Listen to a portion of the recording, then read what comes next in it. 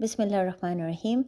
In Surah Ibrahim, verse 7, Allah says, وَإِذْ تَأَذَّنَ رَبُّكُمْ لَإِنْ شَكَرْتُمْ لَأَزِيدَنَّكُمْ وَلَإِنْ كَفَرْتُمْ إِنَّ عَذَابِي لَشَدِيدٌ. And the translation of this verse is, and remember when your Lord proclaimed, if you are grateful, I will surely increase you in favor, but if you deny, indeed my punishment is severe. Unfortunately, with so many girls now suffering from complexes that stem from their dark complexion, height, features, looks, degree, career, we have forgotten that this is one of the greatest forms of ingratitude. Instead of focusing on the many things that Allah has given us, we tend to only focus on the few things where we feel or society feels that we are lacking. Now, this beautiful verse in Surah Ibrahim is being addressed to Bani Israel. They were being told that if they continue to be grateful and if they remind themselves of all the favors that Allah has bestowed upon them, Allah will grant them more. But if they deny, Allah's punishment will come. But you know what the most interesting thing about this verse is? It is the fact that just prior to this verse, Allah is reminding Bani Israel of their time under the Pharaoh and how their kids were slaughtered by the tyrant. So now, having been freed and living in the desert for 40 years, they were now being told, don't forget what you've just been through. Instead of complaining about the harsh conditions of the desert and the limited food in the desert, thank Allah that at least you have freedom. Your kids at least are free to worship Allah and you don't have the threat of a king coming to slaughter your kids again. Is that not something huge to be grateful for? Now, I want you all to imagine this for a moment. The children of Israel were being told to not complain about the tough time they had experienced. They were being told not to complain about the kids they had lost, the grief they had experienced, the torture they had felt.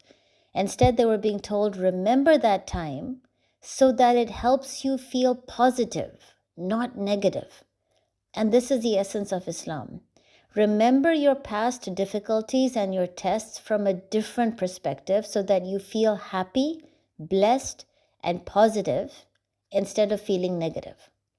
So that it makes you feel strong and hopeful that Allah's mercy will come no matter how difficult or impossible the situation might seem, instead of going into victim mentality and feeling sorry for yourself. Now, of course, this is not easy. You need to first increase your faith in Allah. You need to have trust in God. You need to fight the negative whispers of Iblis. You need to fight your own nafs that wants you to compare your difficult life with the easy life that others face so that you feel ungrateful. That's why it's so hard, because you have to fight all of these things. And this is the exact reason why Allah says in this verse that if you still manage to be grateful, I will grant you more. Because only a person who has been able to successfully fight Iblis and his nafs will be able to still be grateful, and someone like that is truly deserving of more.